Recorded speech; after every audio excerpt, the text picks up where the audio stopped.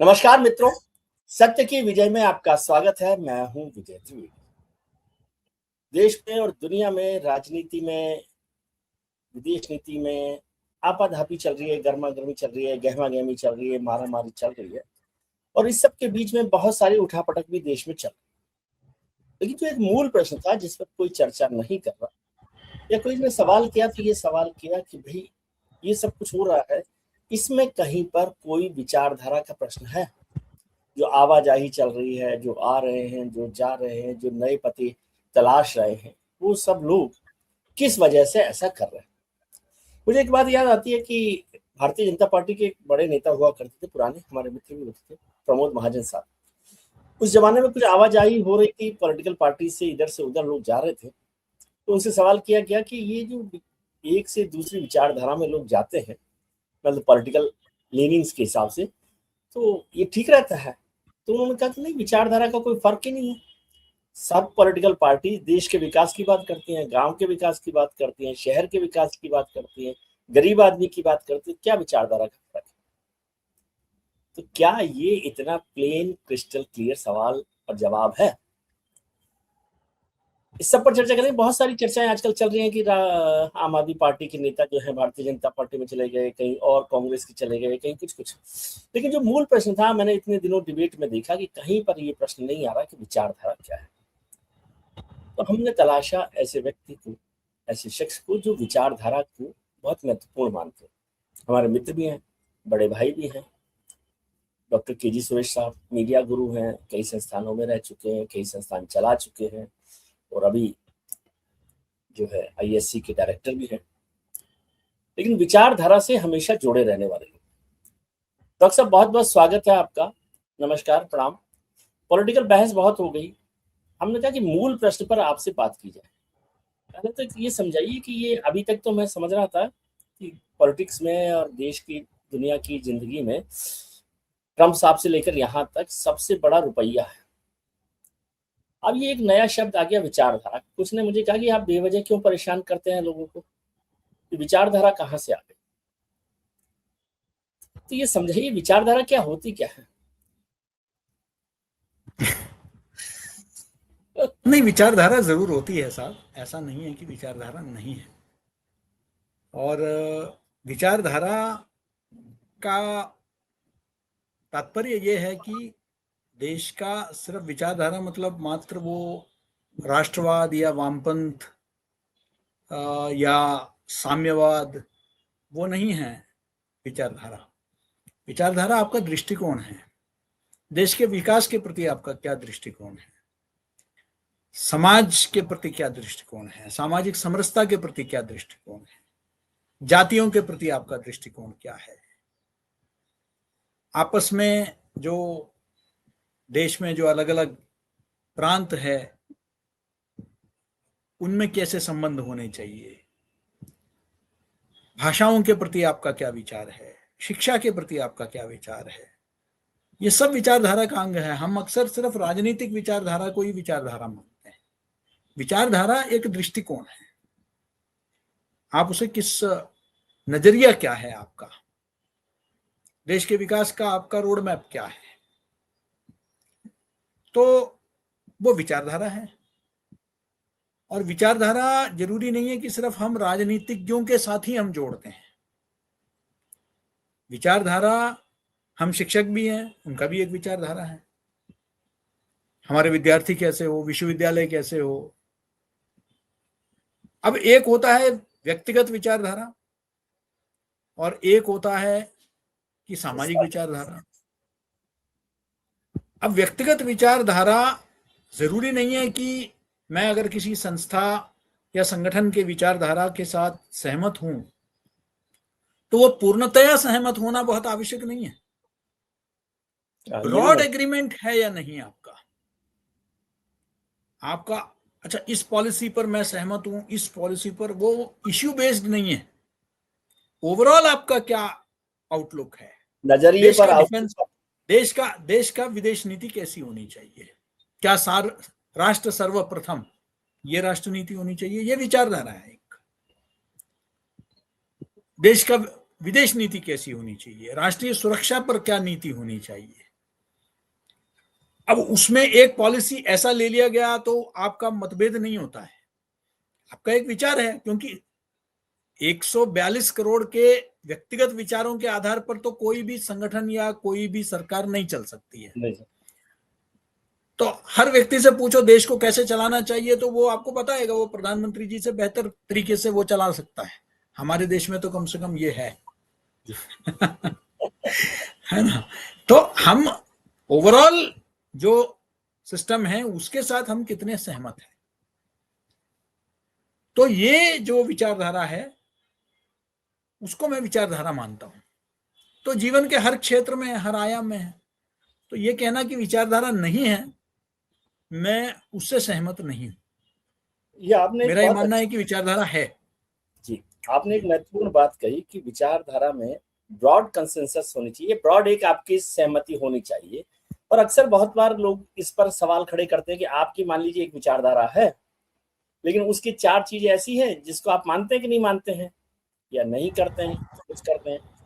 एक मित्र ने कहा कि सर विचारधारा का मतलब है कि जो विचार करता हो ना उसकी कोई विचारधारा नहीं। खैर ये सो विचारधारा ये तुकबंदी के लिए तो ठीक है। लेकिन दूसरा जो महत्वपूर्ण सवाल था जो आपसे बात से जुड़ता हुआ है वो है कि विचारधारा रिजिडिटी है क्या? नहीं, विचारधारा तो फ्लेक्सिबल होता है ना साहब। विचारधारा में इतनी फ्लेक्सिबिलिटी होती है कि ब्रॉड जो उसका कॉन्टूर्स है उसमें आप सहमत हो सकते हैं। क्या वीर सावरकर और आरएसएस में सहमति थी क्या? नहीं। अगर आप वीर सावरकर को पढ़ेंगे तो उनके कई विषयों को लेकर संघ के साथ सहमति नहीं थी। वो बीफ के प्रति उनका एक अलग विचार था, उनके कई विषयों को लेकर बिल्कुल ही मतांतर था संघ के साथ। लेकिन संघ क्या उनको, वीर सावरकर को एक आदर्श मानते हैं? नहीं मानते हैं। मानते हैं। तो उनका ओवरऑल समर्पण किसके प्रति था? हिंदुत्व के प्रति था। उसमें डिविएशन हो सकते हैं कुछ चीजों को लेकर, बट ओवरऑल उनका जो है हिंदुत्व की एक अवधारणा थी। तो उसमें वो व्यक्तिगत मतभेद को नहीं देखा जाता है, ओवरऑल देखा जाता है। तो उस दृष्टि से आप देखेंगे कि राष्ट्रीय स्वयंसेवक संघ जो है वो सावरकर के साथ कई विषयों को, और जो जिस विषय पर सहमत नहीं है उस पर वो चुप हो जाते हैं या अपना विचार को प्रकट करते हैं। तो मैं समझता हूं कि इसी तरह बाबा साहब अम्बेडकर के भी कई विचार, उनके पार्टीशन को लेकर जो विचार था उनका, शायद एनिहिलेशन ऑफ कास्ट के साथ शायद सहमति कम होगी, लेकिन पाकिस्तान के प्रति जो विचार है या इस्लाम के प्रति जो उन्होंने विचार जाहिर किए उसके साथ सहमति है। गांधी जी के कई विचारों के साथ असहमति भी रही, लेकिन गांधी जी के कई विचारों के साथ सहमति भी रही। तो ओवरऑल आप किस चीज को आप देखते हैं वो है। मैं नहीं समझता हूं कि आप उसमें जो है छोटी मोटी बारीकियों में जाकर आप जो है विचारधारा उस तरीके से, वो कोई पॉलिसी को लेकर हो सकता है ना। अभी ये जो महिला सशक्तिकरण में भाई ये बिल आना चाहिए, ये बिल के साथ डिलिमिटेशन होना चाहिए, इस पर एक जो है आपका ये बारीकी है। आप क्या महिला सशक्तिकरण, आप क्या महिला राजनीतिक सशक्तिकरण के सहमत हैं या नहीं है, ये बड़ा सवाल है। लेकिन वो हम लोग उसके बजाय आपने बहुत और तरीके से हो सकता है आपका मतभेद हो जी, लेकिन हम लोग यही समझते हैं कि विचारधारा का मतलब है कि या तो आप बिल्कुल उस ट्रैक पर चले या नहीं चले। इसलिए अक्सर कई लोग इसको या तो कंफ्यूजन कहते हैं, कई लोग हिपोक्रेसी कहते हैं कि आपको जिस चीज में सुविधा हो आप उसे कहते हैं कि नहीं मैं इससे सहमत हूं, कई चीजों में नहीं सहमत हूं। नहीं, देखिए ओवरऑल डिविएशन है या नहीं, सवाल ये है ओवरऑल आपका डायरेक्शन क्या है, आपकी मंशा क्या है, आपकी नीयत क्या है, ये बड़ा सवाल है। आपके अगर नीयत में खोट है तब तो दिक्कत है, लेकिन अगर आपका नीयत ठीक है, आपका ओवरऑल लक्ष्य ठीक है, लेकिन आपका शायद उसको लागू करने का तरीका या उसका क्रियान्वयन का जो तरीका है उससे आपका मतभेद हो सकता है कि ऐसा नहीं है, तो वो मैं नहीं समझता कि उसको विचारधारा से भटकाओ आप उस दृष्टि से आप देख सकते हैं। आपको ये देखना है कि विचारधारा जो है उसका ओवरऑल क्या है, क्योंकि हर व्यक्ति जो अब इसी भारतीय जनता पार्टी में, सत्तारूढ़ दल में, अटल जी का शैली अलग थी, मोदी जी की शैली अलग है। तो ये कहना कि अटल जी के समय का भारतीय जनता पार्टी का विचारधारा और ये नरेंद्र मोदी जी का विचारधारा जो है, दोनों में फर्क है, तो मैं नहीं समझता हूं कि स्टाइल में फर्क हो सकता है, लेकिन विचारधारा में। जैसे आपने सावरकर का जिक्र किया, सावरकर को लेकर बड़ा चलता रहता है सावरकर, आपने सावरकर पर अध्ययन भी किया है, आप उसको समझते भी हैं, संघ को भी समझते हैं। हिंदुत्व का आपने जिक्र कर दिया, तो बहुत सारे लोग मानते हैं कि सावरकर के हिंदुत्व और संघ के हिंदुत्व में के सोच में बुनियादी फर्क है। क्या आपको लगता है, जैसा कि आमतौर पर कहा जाता है कि सावरकर के हिंदुत्व में जो है पितृभूमि और पुण्य भूमि का जिक्र है, संघ के हिंदुत्व में केवल हिंदुस्तानी होना, भारतीय होना ही काफी है। तो ये क्या बड़ा फर्क आप समझते हैं हिंदुत्व को लेकर? नहीं, इंटरप्रिटेशन है साहब, ये तो, इसका तो हमारे यहाँ आजादी पहले से ही रही है ना।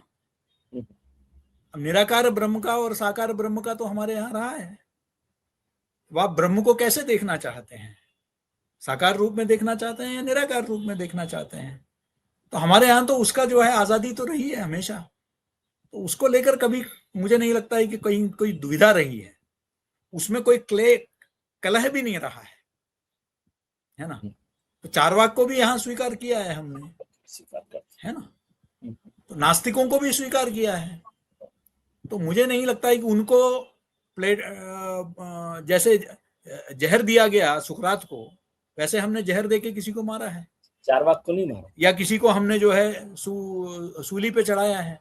ये परंपरा तो हमसे अलग हो गए तो उनको मार दिया जाए, ये तो हमारे यहाँ परंपरा में नहीं रही। उनको भी स्वीकार कर लिया, इनको भी स्वीकार कर लिया। इंटरप्रिटेशन है, आपका एक दृष्टिकोण है ना। चारवाक भी ऋषि परंपरा में आते हैं हमारे यहाँ, बिल्कुल। तो वही हमारे बड़े बुजुर्गों ने जो कहा है कि जो सत्य के जो है आप अलग अलग तरीके से देख सकते हैं, लेकिन सत्य तो सत्य है ना। सर, पॉलिटिकल पार्टीज की इसलिए बात होती है क्योंकि पॉलिटिकल पार्टीज में एक लोगों को लगता है कि बहुत एक्सट्रीम आइडियोलॉजी होती है, ठीक है। जैसे दो शब्दों का जिक्र किया आपने, एक शब्द का जिक्र किया राष्ट्रवाद का, राष्ट्रवाद पार्टी के साथ जोड़कर, तो इतना ज्यादा जोड़कर देखते कि किसी और पार्टी को राष्ट्रवाद के नाम पर नहीं साथ सकते। दूसरी पार्टियों ने उस विषय को लिया ही नहीं। हाँ, तो किसी ने साम्यवाद को लिया, किसी ने जो है सेक्युलरिज्म को लिया, सेक्युलरिज्म को लिया। तो जब ऐसी पॉलिटिकल पार्टीज तो सेक्युलरिज्म तो बीजेपी भी मानती है, लेकिन उसका इंटरप्रिटेशन अलग है। फ्रांस का जो फ्रेंच इंटरप्रिटेशन ऑफ सेक्युलरिज्म ये है कि स्टेट का मजहब से कुछ लेना देना नहीं, और जो हमारे भारतीय जो इंटरप्रिटेशन है वो ये है कि equal treatment to all religions, धर्मनिरपेक्षता नहीं, धर्म सापेक्षता। उसमें धर्मनिरपेक्षता का जो है, पिछले सरकारों ने यही बात कही धर्मनिरपेक्षता का। यहां क्या बात की, सर्वधर्म सर्वपंथ समाभाव, सभी पंथ के प्रति समाभाव है, समान भाव। जैसे सेक्युलरिज्म को लेकर दो अलग अलग बातें हुई, तो बहुत सारे लोग कंफ्यूज, मोटे स्तर पर, आप तो विद्वान आदमी इसलिए आप ऐसे बारीक समझ जाते हैं। वो कहते हैं कि मान लीजिए एक इशू है कांग्रेस का सेक्युलरिज्म, जिसे भारतीय जनता पार्टी नहीं मानती। भारतीय जनता पार्टी का इशू है राष्ट्रवाद, उसे कांग्रेस नहीं मानती। लेकिन जब कांग्रेस की गाड़ी से कुछ लोग बैठ के उतर के भारतीय जनता पार्टी के डिब्बे में बैठ जाए, तो वो बहुत सारे लोगों को हजम नहीं होता। वो कहते हैं ये तो विचारधारा का शिफ्ट है, या आपकी जो जरूरत है, पॉलिटिकल जरूरत है, या समय के हिसाब से जो जरूरत है, या और भी बहुत सारे शब्द काम में लेते हैं जब मैं नहीं लेना चाहता। क्या आप ऐसे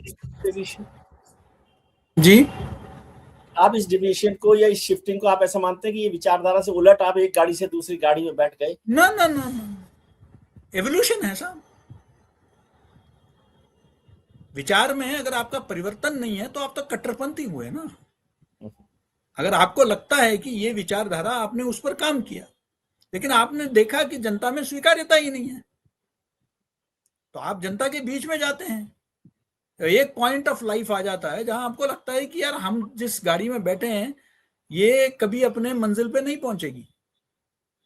हाँ, आप कहीं ना कहीं आप ये भी बता सकते हैं कि देखिए, अगर आप ये बताइए कि ये आज की बात आप कर रहे हैं कि आप श्याम प्रसाद मुखर्जी नेहरू के मंत्रिमंडल के कैबिनेट में मंत्री थे ना, बाद में जनसंघ में आए ना वो, तो इसलिए वो उस समय में था नहीं। तो ये कहना कि आप इसकी बात छोड़िए, अगर आप संघ के स्वयं इतिहास में जाएंगे तो आप देखेंगे कि क्या केशव बलिराम हेडगेवार कांग्रेस कार्यकर्ता नहीं थे क्या? थे वो कांग्रेस के कार्यकर्ता। जब उनको एहसास हुआ, जब उनके बीच में काम किया कि नहीं, मैं इस चीज के लिए नहीं काम करना चाहता हूं। आपका एक कई जगह आप नौकरी करते हैं, आपको एक जगह पहुंचकर आपको लगता है नहीं यार मैं ये नौकरी के लिए नहीं बना हूं, मैं मुझे बदल देनी चाहिए, मुझे शिफ्ट अलग करना चाहिए।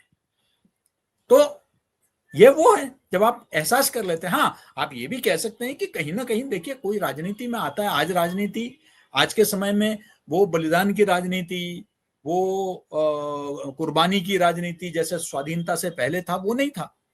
आज कई यंगस्टर्स अपने कुछ सपने समाज के लिए भी कुछ करना चाहते हैं और उनके अपने भी महत्वाकांक्षाएं होती है, तो उनको जब लगता है कि इधर रहकर आपूर्ति नहीं होगी, जनता में स्वीकार्यता नहीं है, अगर मुझे अपना भविष्य भी ढूंढना है और मैं कुछ बेहतर करना चाहता हूं समाज में, एक सांसद बने रहने से मैं कुछ नहीं कर सकता, कल मैं मंत्री बनकर और बेहतर सेवा कर सकता हूं,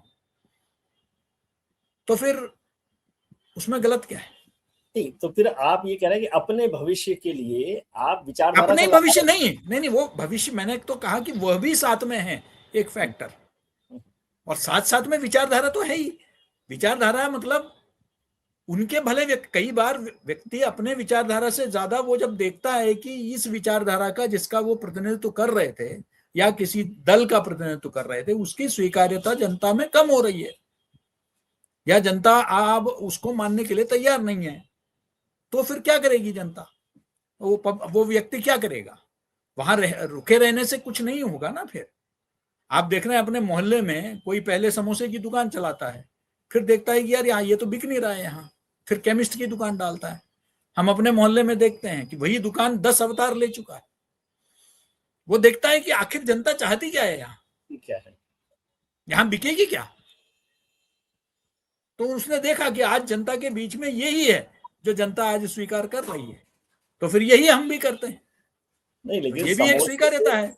केमिस्ट तक पहुंचना विचारधारा का हिस्सा नहीं है ना, वो पार्ट ऑफ लाइफ को, एक लाइफ को चलाने का रास्ता है। जैसे इसको दूसरे तरीके से देखते हैं, बहुत सारे सवाल होते हैं, थोड़ा सा साफ करते हैं। भारतीय जनता पार्टी की एक विचारधारा राष्ट्रवाद को लेकर, लेकिन जब वो जम्मू कश्मीर गए और उन्होंने पीडीपी पार्टी के साथ समझौता कर लिया और सरकार बना ली, तो वो बहुत सारे लोगों ने सवाल खड़ा किया कि भाई वो उस पार्टी को तो आप राष्ट्र विरोधी पार्टी मानते रहे और आज आप उनके साथ खड़े हैं, भले ही देश की या जम्मू कश्मीर की जरूरत है, लेकिन ये विचारधारा का ऑल टुगेदर चेंज मानते हैं आप इसको? नहीं, आप मर्ज थोड़े हुए हैं भाई, आप अपने आइडेंटिटी को मर्ज करके तो नहीं गए ना। आपको लगा कि सरकार का एक हिस्सा बनने में शायद हम बेहतर काम कर पाएंगे, हम अपने गुड्स की ज्यादा डिलीवरी कर पाएंगे, हम जो लक्ष्य हैं वो ज्यादा प्राप्त कर पाएंगे। नहीं, लेकिन उससे बगैर इसके कि तो क्यों नहीं पहले क्या नहीं क्या ये बताइए कि यूनाइटेड फ्रंट सरकार में क्या अलग अलग विरोधी विचारधारा के लोग नहीं रहे क्या? रहे हैं ना। जनता पार्टी की सरकार में 1977 में क्या जनसंघ नहीं थी क्या? थी। उसमें सभी दलों के लोग थे, वामपंथी भी थे, समाजवादी भी थे, सब लोग थे। तो ये तो कोई पहली बार तो नहीं हुआ ना। वो परस्पर विरोधी लोग भी एक कॉमन मिनिमम प्रोग्राम, सीएमपी जिसको कहते हैं, अटल जी के सरकार में भी सीएमपी थी, आपने और हमने खूब कवर किया है। सरकारों में चलता ही है कि सीएमपी। हाँ, तो सीएमपी होता है, कॉमन मिनिमम प्रोग्राम होता है सभी। अरे आप ये बताइए कि क्या कांग्रेस का और इंडियन यूनियन मुस्लिम लीग, ये दो ही पार्टियों ने मिलकर तो देश का बंटवारा के समय में ये दो पार्टियां थी, मुस्लिम लीग और ये मुस्लिम लीग ने नया अवतार लिया आजादी के बाद, इंडियन यूनियन मुस्लिम। तो लेकिन आईयूएमएल और कांग्रेस मिलकर आई ना वामपंथियों को परास्त करने के लिए केरल में। तो वो तो एक विचारधारा के तो नहीं थे वो, लेकिन वो आए, परस्पर विरोधी विचारधारा के बावजूद वो आए। तो कॉमन मिनिमम प्रोग्राम उनका बना। अब उनका वो, उससे आप सहमत है या नहीं अलग बात है, लेकिन ये कोई नई बात नहीं है। सहमति अलग शब्द है, सहमति अलग है। लेकिन अब जैसे कार्यकर्ता जो है, मान लीजिए किसी पार्टी का या पॉलिटिकल पार्टी का, वो बहुत कंफ्यूज होता है कि आप मान लीजिए कहीं चुनाव लड़ रहे हैं, लेफ्ट पार्टीज के खिलाफ चुनाव लड़ रहे हैं, या जैसे आज कांग्रेस के खिलाफ, कांग्रेस ममता बनर्जी के खिलाफ चुनाव लड़ रही वहां पर पश्चिम बंगाल में। अब कल पश्चिम बंगाल में जाके कांग्रेस ममता जी के साथ सरकार बनाए, जैसा दिल्ली में हुआ था कि अरविंद केजरीवाल साहब ने कांग्रेस के खिलाफ सारी लड़ाई लड़ी, करप्शन की, और पहली सरकार कांग्रेस के साथ मिलकर बनाई। तो अब इसको कैसे आप देखते हैं, कैसे जस्टिफाई करेंगे? इसको ये देखते हैं कि आपके नजर में जो बिगर इविल है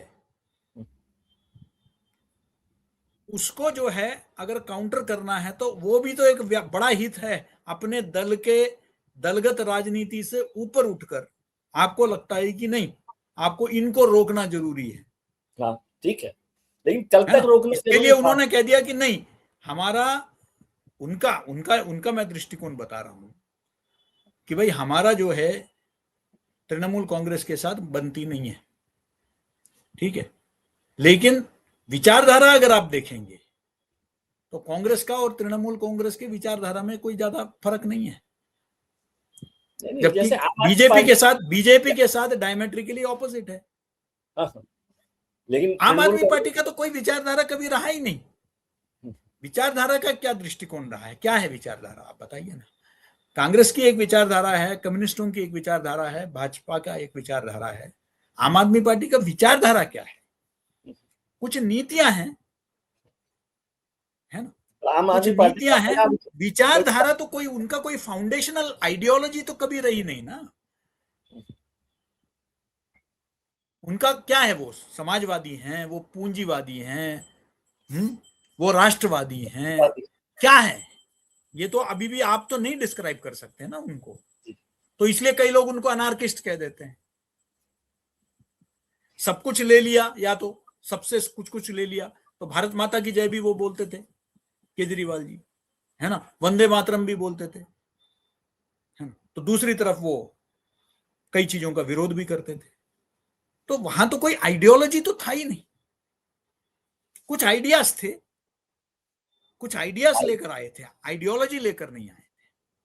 कुछ विचार लेकर आए थे, विचारधारा नहीं था, विचार लेकर आए थे। तो ये एक मूल सवाल है कि जब विचारधारा के बिना कोई राजनीतिक दल बनता है, क्या उसकी जो लाइफ है वो बहुत कम होती है, ऐसा आप समझते हैं? क्योंकि विचारधाराओं की पार्टी देखें, जैसे लेफ्ट पार्टी है, उसका एक विचार है। आज कहीं भी वो सरकार में नहीं है, केरल के अलावा। केरल में भी रहेगी कि नहीं रहेगी, सत्ता में नहीं है, लेकिन विचार तो विश्वविद्यालयों में आप देखिए, कई विश्वविद्यालयों में आज भी जो है लेफ्ट एक विचार के रूप में जिंदा है। पॉलिटिकल पार्टी बिना विचारधारा के चल सकती है, सरवाइव कर सकती है? बहुत कठिन है। इंडिविजुअल सेंट्रिक होकर भी कई पार्टियां कुछ विचार के आधार पर चलती हैं, कुछ परिवार पर निर्भर है, परिवार केंद्रित है। या तो उनका एक विचार जो है, नहीं परिवार तो खैर विचार नहीं है, परिवार केंद्रित है, लेकिन वो अब कर्नाटक में जनता दल सेक्युलर है। कर्नाटक में देवेगौड़ा जी का जो पार्टी है ना, वो परिवार केंद्रित पार्टी है जी, पिता और पुत्र की पार्टी है। लेकिन उनका है कि जनता दल सेक्युलर और सोशलिस्ट, तो समाजवाद और सेक्युलरिज्म को लेकर चलते हैं। तो कुछ एक आइडियोलॉजी को रखा है उन्होंने। अब इन सब लोगों का भी कोई भरोसा नहीं है कि कब तक ये, जिस दिन परिवार का मुखिया हट जाएंगे तब रहेंगे कि तो फिर वो उनका भविष्य क्या होगा, इसका कोई भरोसा नहीं है। देख रहे हैं। तो इसलिए मैं देखता हूं कि इनका कोई डीएमके का एक विचारधारा है, उस विचारधारा के चलते वो एआईडीएमके का कोई अलग विचारधारा नहीं है। विचार नहीं। डीएमके का, डीके का जो विचारधारा रही है, द्राविड़ कड़गम का जो विचारधारा है, उसको डीएमके ने अपनाया।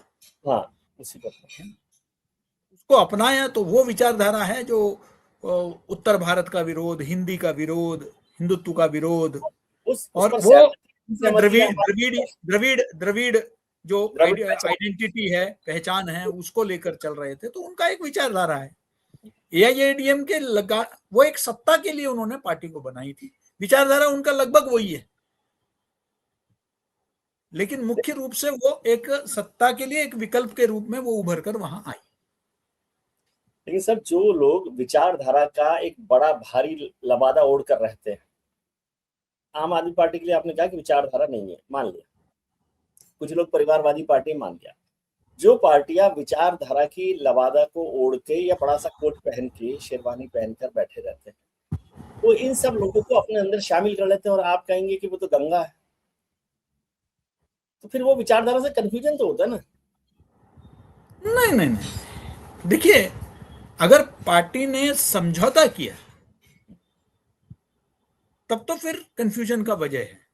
अगर दूसरे लोग जब आ रहे हैं, जैसे बहू घर में आती है तो उस घर को वो स्वीकार करती है, घर के सभी कायदे, नियम कायदे, सब कुछ वो उसको स्वीकार करती है। बाहर से आई है, वो घर में आ गई, उसने घर के नियम कायदे सबको, माता पिता को अपना माता पिता माना, सास ससुर को, है ना, वो घर में ढल गई, घर के परंपरा के जो रिवाज है, परंपराओं में, उसमें वो रम गई वो, तो फिर उसमें विचारधारा का ह्रास कहाँ हुआ? नहीं, लेकिन ये तो लोग आए, वो उन्होंने इस विचार, आज ये बताइए, हिमंत बिस्वा शर्मा कांग्रेस से आए थे, आज क्या उनसे कट्टर राष्ट्रीयता को लेकर, हिंदुत्व को लेकर कोई है क्या? नहीं, लेकिन तो ऐसा उन्होंने उसको स्वीकार किया ना, तो उन्होंने स्वीकार किया ना उसको। है एक, मान लीजिए, और आज उसी हिमंत बिस्वा शर्मा को पूरे देश में जो बीजेपी के काडर है वो अपना लीडर मानती है। ठीक है, मैं इसको दूसरे तरीके से, ये बताइए, ये आपके योगी जी कौन से बीजेपी के थे? तो हिंदू महासभा के थे, लेकिन उनको स्वीकार कर लिया। ठीक है, तो इसलिए ये है कि जब आप परिवार में कोई आता है तो क्या पार्टी ने ये शर्त मान लिया कि नहीं, हम अपना विचारधारा को डाइल्यूट कर लेंगे? देखिए, अटल जी के सरकार में आरोप ये था कि आपने सीएमपी के चक्कर में आपने अपने सारे इश्यूज को बैक बर्नर में डाल दिया जी। अब यहां तो कहीं बैक बर्नर में तो डालने का सवाल ही नहीं, 370 खत्म कर दिया, राम मंदिर बना दिया, है ना, ट्रिपल तलाक का कानून लेकर आए, सीएए को लेकर आए, तो कहीं ना कहीं अपने ही विचारधारा पर ही चल रहे हैं। वो विचारधारा से तो समझौता नहीं है ना। तो अगर बाहर के लोगों के आने से अगर विचारधारा पर समझौता हो रहा है, तब तो आप कह सकते हैं कि कंफ्यूजन का कारण है। बाहर के लोग आकर अपने विचारधारा को स्वीकार कर रहे हैं, एक परिवार बढ़ता है तो नए नए लोग आते हैं। नहीं, लेकिन इसका एक पक्ष ये है कि एक कमरे में सारी पार्टी बैठी हुई है, बीजेपी से कंसर्न नहीं है, ये कोई इंडिविजुअल में एक कमरे में बैठे हुए, बहू आ गई वो तो ठीक है, लेकिन 20 लोगों की पार्टी है और उसमें से 10 लोग नए विचार के वहां पर आ जाते हैं, तो वो जो लोग 20 विचार के बैठे हुए हैं उनको लगता है कि ये ठीक नहीं हो रहा और उनके विचार पर कोई फर्क पड़ रहा है, प्रदूषित हो रही है। जैसे गंगा यदि गंगोत्री से निकलती है तो ठीक है, ऋषिकेश तक आते आते ठीक है कि कुछ और नदियां मिल रही हैं, लेकिन गंगा सागर तक पहुंचते पहुंचते या कानपुर तक आते आते तो वो दूषित इसी वजह से होती है ना कि सब अलग अलग विचार उसमें मिल जाते हैं।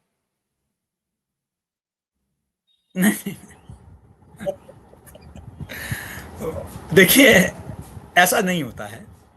ये जो आपने उपमा दी है, ये यहाँ जो है मैं नहीं समझता हूँ कि उपयुक्त है, क्योंकि इसमें तो गंदी नालियां आके मिल रही है ना, तब जाकर जो है वो प्रदूषित हो रही हैं, है ना। फैक्ट्री के नालियां, जो फैक्ट्री का गंद है वो आके गिर रही है, टैनरी का गंद है वो आके गिर रही है।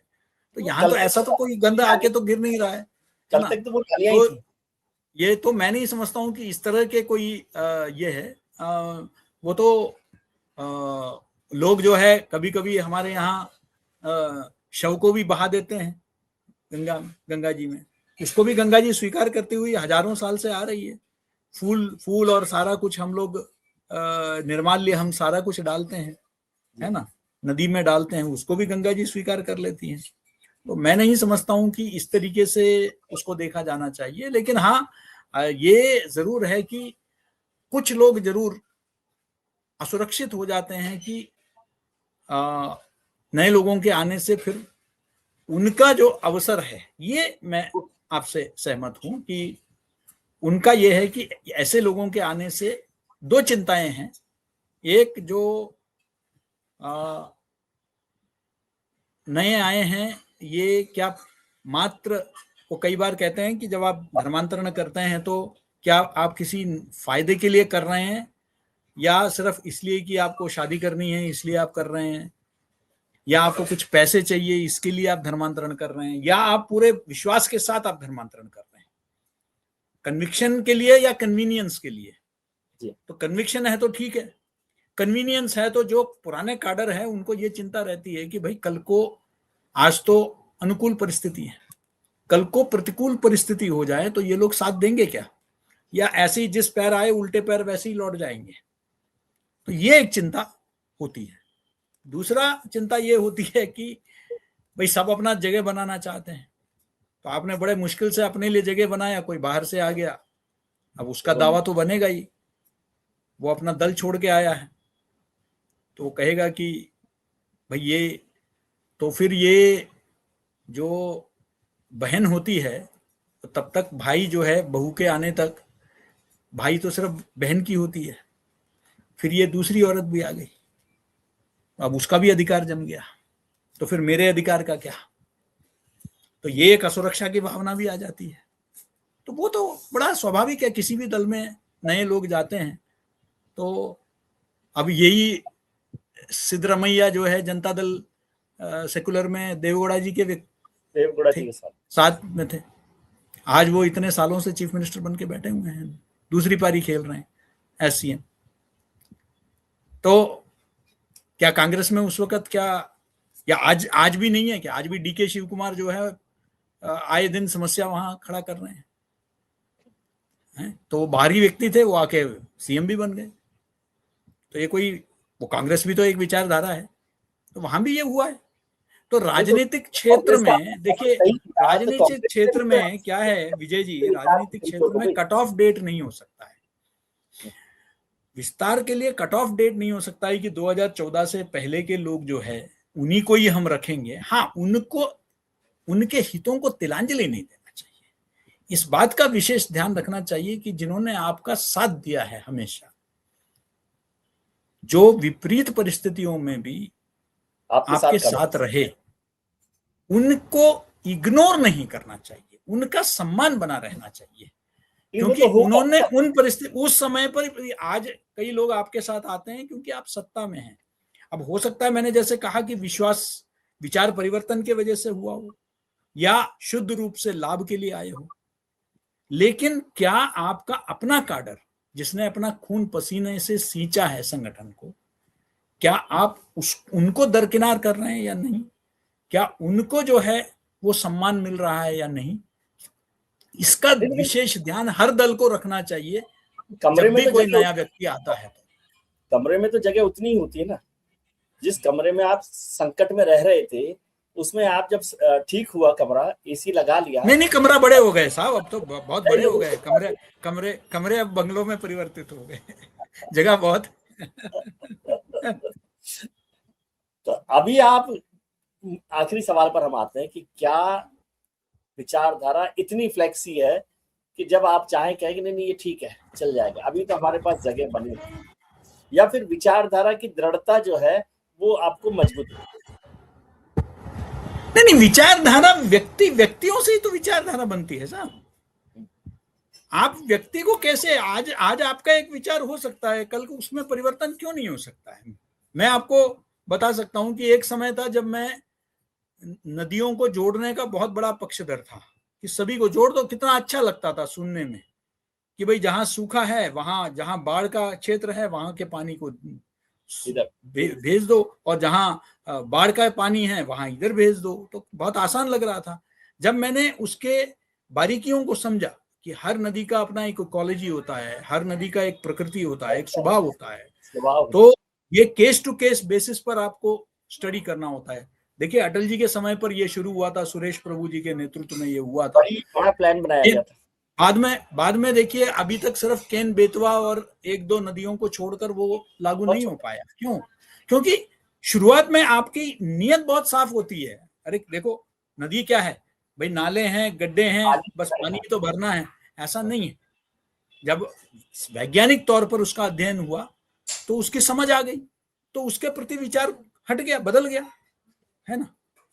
नहीं अब कई लोग ट्रंप को जो है बड़े मतलब ठीक है थोड़े से उस मिजाज के थे, लेकिन समझते थे कि भाई उनका कोई एक स्थिरता है, रिपब्लिकन है तो उनका एक स्थिरता है।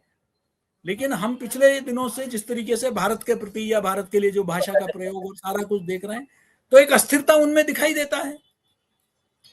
तो स्वाभाविक है कि उनके प्रति जो विचार है वो बदल गया है कि नहीं ये तो ऐसे व्यक्ति नहीं है, ये तो किसी के कुछ भी बोल सकते हैं। तो आप परिस्थितियों के हिसाब से आप में परिवर्तन आता है।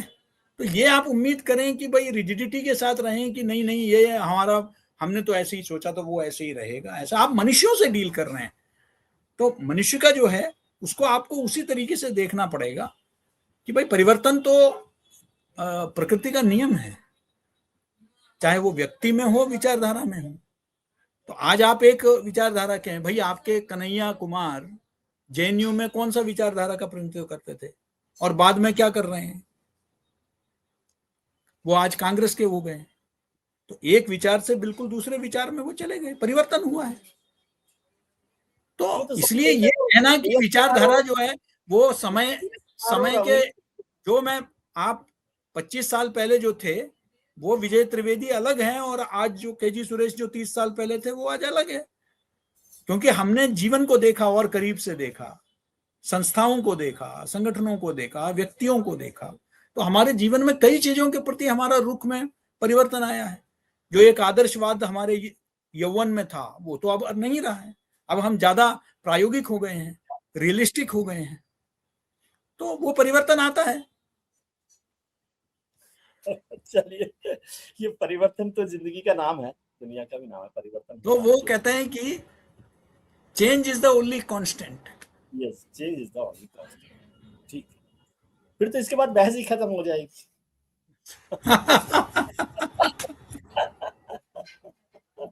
चलिए सर, बहुत बहुत शुक्रिया, क्योंकि विचारधारा जैसी शब्द पर सब लोगों से बात नहीं हो पाती, इसलिए मैंने कहा कि आपको परेशान किया जाए।